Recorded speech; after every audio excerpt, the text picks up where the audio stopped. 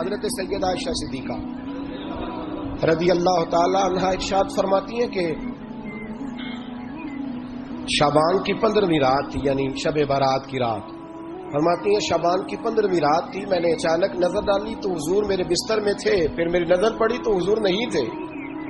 میرے دل میں گمان آیا، خیال آیا کہ شاید کسی اور زوجہ کی طرف حضور کا میلان تباہ ہو گیا ہو، وہاں تشریف لے گئے ہو. فرماتی میں اٹھی باہر گئی تو نبی کریم علیہ السلام جنت البقیع میں تھے، قریب ایک جگہ پہ حضور دعائیں مانگ رہے تھے. فرماتے میں گیا تو حضور فرمانے لگے ابو بکر کی بیٹی تو نے کیا گمان کیا کہ اللہ کا رسول تیری حق تلفی کرے گا؟ عرض کی حضور آپ مالک ہیں، کہیں اور جانا چاہیں تو میری طرف سے پابندی نہیں. کہتی ہے وہاں کھڑے کھڑے میرے رسول کریم نے بیان فرمایا. یہ ترمذی کے لفظ ہیں. حضور نے فرمایا عائشہ یہ شعبان کی 15ویں رات ہے. مدینے میں سب سے زیادہ بکریاں بنو کلب کا قبیلہ پالتا تھا. فرمایا آج کی رات بنو کلب کے قبیلے کی بکریوں کی تعداد کے مطابق اللہ میری امت کے لوگوں کی بخشی فرما دے گا. یہ وہ رات ہے. جناب عائشہ صدیقہ رضی اللہ تعالی عنہ نے بات رات کو سنی تنہائی میں نبی پاک سے، رات کو تنہائی میں حضور سے سنی. سویرے جناب عائشہ نے کل امت کو بتائی. اگر یہ بات اہمیت والی نہ ہوتی تو بی بی صاحبہ آگے روایت کرتی، یہ کتابوں میں آتی، یہ لوگوں کو بتاتی. حضرت عائشہ نے روایت کیا اور مولا علی شیر خدا نے تو کھل کے کہا. ابن ماجہ میں حضرت علی سے پیار کرنے والوں کے لیے الگ عنوان مولا علی نے کھل کے فرمایا شعبان کی 15ویں رات کو رات عبادت کرنا اور سویرے روزہ رکھنا. حضرت علی کے لفظ بائی نہیں سیاستہ میں، رات کو عبادت کرنا، دن کو روزہ رکھنا. ویسے تو رب کریم ہر روز تہجد کے وقت پہلے آسمان پر نزول اجلال فرماتا ہے اور لوگوں کو فرماتا ہے کوئی بخشش مانگنے والا. اور فرمایا ہر روز تہجد کے وقت یہ اعلان ہوتا ہے، پر شب برات کو نا شروع رات سے ہی اعلان شروع ہو جاتا ہے. ادھر دیکھو میری طرف، مغرب سے اعلان شروع ہو جائے گا. اللہ کرے آپ کو سمجھ آئے، اللہ کرے آپ کو. اور بھائی یہاں باہر لوٹ سیل لگ جائے، یہاں ابھی سیل لگ جائے 5000 والا جوڑا 1500 میں تو رش ختم ہوگا. اور بھائی اگر یہ لگ جائے، چلو یہ تو دور کی بات ہے نا، ہم تو لنگر والے لوگ ہیں. اگر لنگر کا اعلان ہو جائے یہ بڑا تگڑا ہے، بڑا تگڑا. ہمارے ہاں تو شادی کی روٹی کھلتی ہے تو لوگ آخری روٹی سمجھ کے کھاتے ہیں. یہ تو شاید اللہ ماشاء اللہ یہ آخری ہے، اس کے بعد نہ ملے گی. جب اعلان ہوتا ہے اور دعوت ہوتی ہے کہ کھلا ہے جی کھاؤ، کیا حشر ہوتا ہے، کیا انداز ہے. مولا علی شیر خدا حدیث روایت کرتے ہیں رنگ کیا ہے. فرمایا باقی راتوں میں نا تھوڑا سا پیکج ہوتا ہے، تھوڑا سا آخری حصے میں رات کے شب برات کو نا رات چڑھتے ہی اللہ پہلے آسمان پر جو اس کی شان کے لائق ہے نزول جلال فرماتا ہے اور پہلا جملہ یہ فرماتا ہے کوئی معافی مانگنے والا. اللہ کرے آپ کو سمجھ آئے. یعنی معافی دینے والا کہہ رہا ہے چلو آؤ ادھر، آؤ ذرا معافی مانگو، میں معاف کرنے آیا ہوں. مانگو معافی. ہے کوئی معافی مانگنے والا؟ معاف کر دیں گے. اور آپ فرماتے ہیں ہے کوئی رزق مانگنے والا؟ وہ جو بڑی درخواستیں دیتے پھرتے ہیں نا مختلف اداروں میں، وہ ایک درخواست نا کل شب برات والی رات بھی دے. اللہ کرے آپ کو سمجھ آئے.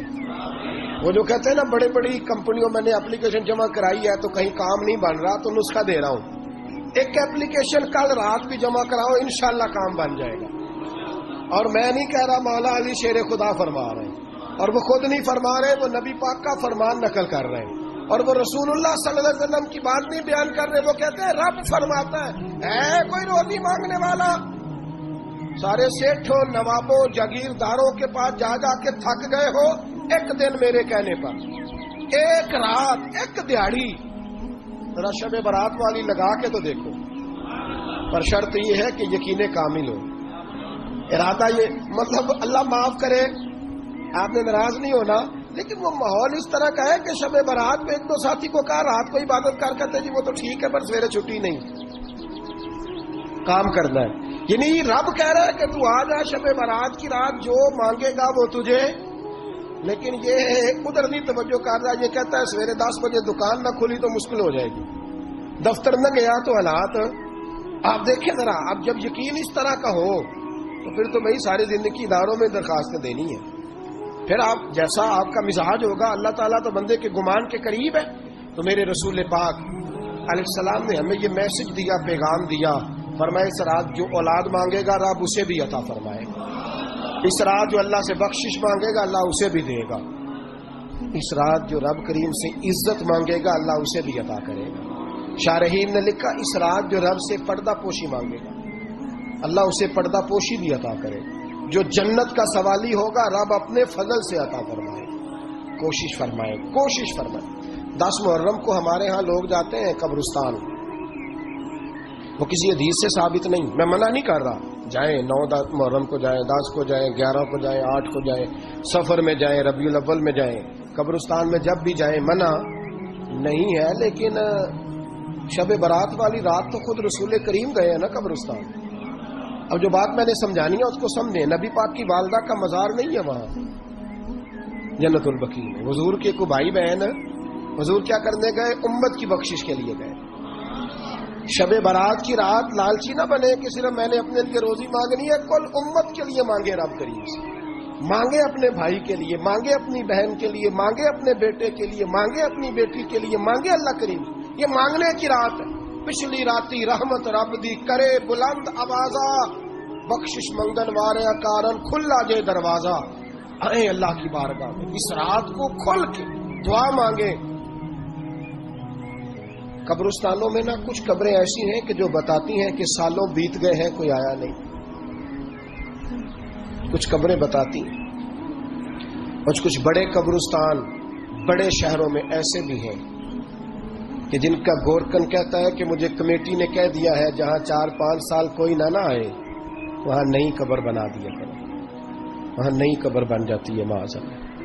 او بھائی کچھ ہے ایسے، کچھ ہے، یہ جائے نا اکبر بادشاہ یہاں لیٹا ہے لاہور میں، تو شعر لکھا ہوا ہے بر مزارے ماں غریباں نے گلے پروانہ سوزز نے صدائے بلبلے، فارسی کا مقولہ لکھا ہے اس کی قبر پہ، کہتا ہے میں وہ غریب ہوں، اعلیٰ بادشاہ ہے مقبرے میں لیٹا ہے، کہتا ہے میں وہ غریب ہوں کہ نہ یہاں کوئی پروانہ آتا ہے نہ بلبل آ کے گیت گاتی، کوئی آتا ہی نہیں، کوئی فاتحہ نہیں پڑھتا، کوئی فاتحہ نہیں پڑھتا۔ او بھائی کئی قبریں ایسی ہیں جن پہ سالوں بیت گئے کوئی لوٹا نہیں۔